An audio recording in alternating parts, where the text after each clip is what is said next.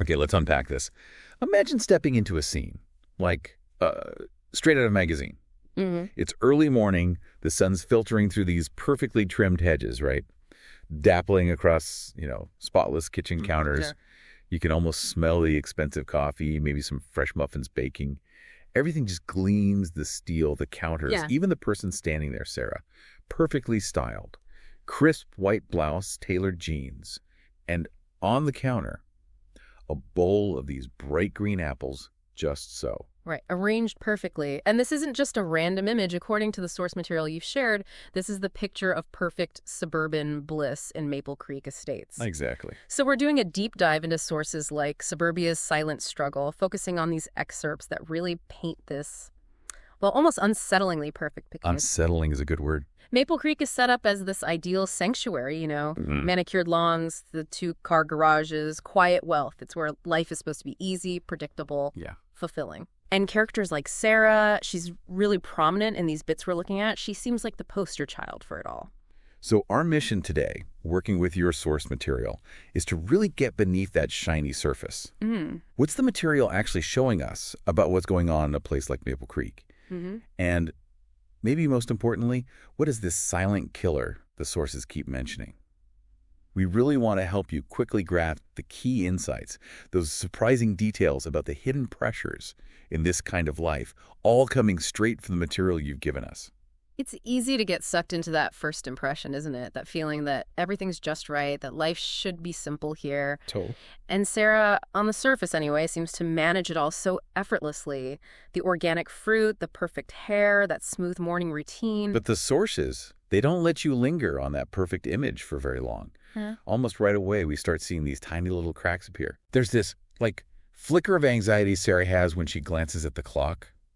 It suggests even something basic like being on time feels loaded with pressure. Right. It's not just about being late. Exactly. And then there's Tom, her husband. He comes down already glued to his phone, right? Right. His touch is brief. His eyes are on the screen, even as he gives her a quick, "Morning, babe." Proximity, but no real connection there. That's it. And what's fascinating is how fast the source pivots from that outward perfection to Sarah's inner world. Yeah, that shift is quick. She's leaning against that perfect counter. The smile she just had is gone, and it's replaced by this weariness. The source specifically says it's not just physical tiredness, but an exhaustion of the soul. Wow. That's heavy. And that pristine kitchen, the very symbol of everything being right, suddenly starts to feel like what the source calls a gilded cage. A gilded cage. Yeah. Yeah, that's such a potent image from the material, and it links right into this idea of a perpetual performance. Sarah's putting on her costume every single morning. The perfect wife, the perfect mother, the woman everyone else might envy. But the material shows the cost inside, doesn't it? This deep loss of self, this cavernous void. She even remembers a time she used to paint and just laugh easily before all this construction took over. Right, before the performance became the reality. And the community itself, while it seems supportive on the surface, often just reinforces that performance. How so? Well, like when the neighbor, Carol, stops by, it's all bright and cheerful questions, superficial stuff. There's this unspoken pressure to join in the book club, the HOA meeting, even when Sarah's feeling totally overwhelmed. Saying no would be like admitting weakness, maybe? Yeah. Letting the mask slip? Exactly. It feels like letting the whole facade just crumble. Yeah. And the source uses this one detail I found really, really striking. That bowl of green apples on the counter. Yes. Visually, they're perfect, right? Arranged beautifully. But when Sarah actually picks one up, the description is that it's utterly tasteless. That says so much. It's such a neat symbol for that emptiness she's feeling behind all the perfection. Really is. This feeling of being disconnected, of performing, it leads to this pervasive sense the source calls being trapped. Right. The beautiful house, the perfect neighborhood, it stops being a sanctuary and becomes that gilded cage. And the silence changes too, doesn't it? It goes from peaceful quiet in this immaculate house to something oppressive, heavy. Yeah, it echoes her own internal silence, the things she can't say. So, digging into the source material then, what is this silent killer it identifies? It's made pretty clear it's not, a person with a knife or some big dramatic event. No, not at all. It's defined as the insidious pressure to conform, this relentless, quiet demand to present a flawless image, to basically bury any messy, inconvenient feelings that don't fit the suburban dream narrative. And that pressure, it creates the perfect conditions for loneliness. Loneliness that the source says thrives in plain sight, hidden behind the closed doors and the polite smiles. Exactly. There's this deep fear of being really seen, letting anyone glimpse the imperfections. And maybe worst of all, this crushing guilt for feeling unhappy when, from the outside, you seem to have it all. That little voice inside saying, "You're ungrateful, you're weak." Yeah, it's brutal. the toll it takes on Sarah, as the sources describe it, it's physical and emotional. This constant dull ache, avoiding looking in mirrors, losing her appetite, not sleeping well, snapping at her daughter, Emily. She feels like an actress, right? Trapped in her own life, just going through the motions, totally detached from who she really is underneath. And the community, maybe without meaning to, ends up playing a part in keeping everything quiet. How does the source show that? Well, it points to the book club. They're happy to discuss resilience in the fictional characters they read about. Ah, but not in real life. Exactly. When Sarah tries to hint at her own silent battles, there's this visible discomfort, people shifting in their seats. The material actually calls it a conspiracy of silence. Wow. A collective agreement to just ignore the cracks, keep the surface smooth. Prioritize appearance over actual connection. But then, thankfully, buried in the material, there's this flicker of hope. Yes, Mrs. Henderson. Right. This elderly neighbor, she seems kind of outside the Maple Creek bubble. The sources call her a relic of a simpler time, living in a more modest, charming house. She's observant, has this quiet understanding. And Sarah feels this pull towards her, doesn't she? Like an intuition. Yeah. And the key moment is described so well. Sarah's just driving past Mrs. Henderson's house, and she gets this sudden, strong urge to stop, to just connect with someone real. But she hesitates at first. That fear of breaking the routine, of being vulnerable. Right, that fear is strong. But she eventually finds the courage, parks the car, walks up that path to the porch. And that conversation on the porch, swing, that's where it all comes out, isn't it? It is. Mrs. Henderson just asks gently, "You seem troubled, dear. Is everything all right?" And that's all it takes. The dam breaks. Sarah just weeps. And Mrs. Henderson, she doesn't jump in with advice right away. She just offers validation. Her calm presence confirms Sarah's feelings. She actually says, "This place, Maple Creek, it's a beautiful cage, isn't it?" Wow. She names it. She does. She explicitly identifies the silent killer, not as some monster, but as the silence itself, the unspoken expectations, the fear of being less than perfect. And then she delivers that powerful line. "You're not alone in this, Sarah, not by a long shot." That must have been huge. Absolutely crucial. It cuts right through that isolation. And the first step Mrs. Henderson suggests.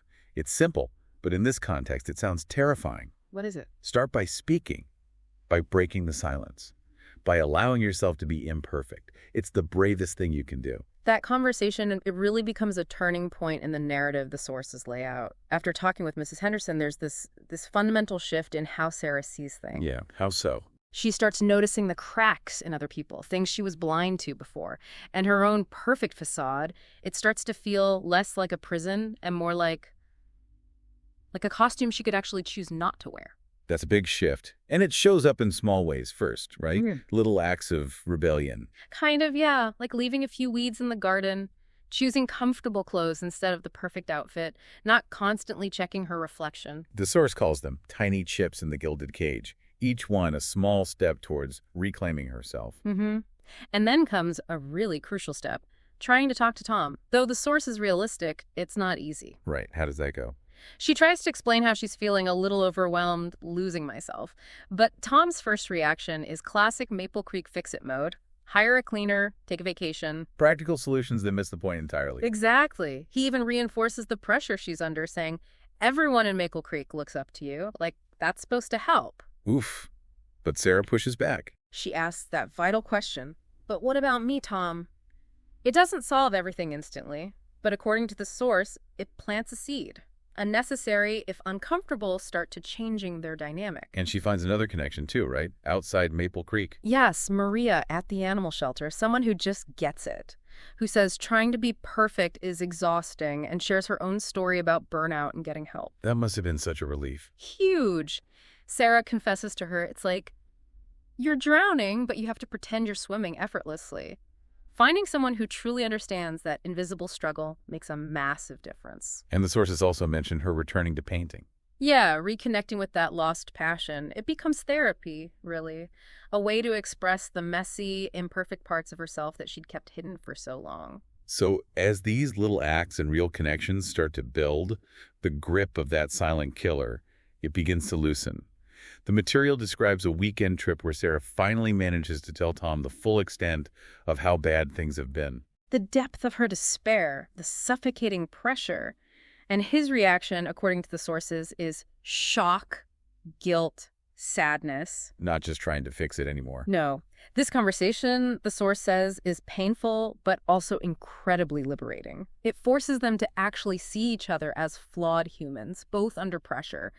Tom even admits his own struggles, the pressure he feels to provide and succeed. Wow, that vulnerability, it changes things. Yeah. And it ripples outwards, doesn't it? Especially with their daughter, Emily. Yes. Emily senses the change in her mom, feels safer, and starts sharing her own anxieties, school stress, social media pressure. And Sarah can actually be there for her now, differently. Not demanding perfection, but offering that key message. You don't have to be perfect. You just have to be you. That's huge for the next generation. And we see a subtle shift in the wider community, too. Those first awkward, honest conversations at the gala, they start to grow. Women begin reaching out, sharing real worries beyond just surface chatter. Which leads Sarah to start something new, right? Yeah. The Maple Creek Unfiltered. Exactly. An informal women's group, deliberately created as a space to connect, share, and just be real. No pretense allowed. And they do things like workshops, have speakers, work in a community garden, activities meant to counter that perfection pressure. Right. The group becomes this powerful network of support and genuine friendship, where imperfection isn't just accepted, it's kind of celebrated. And Tom's journey continues, too. Definitely.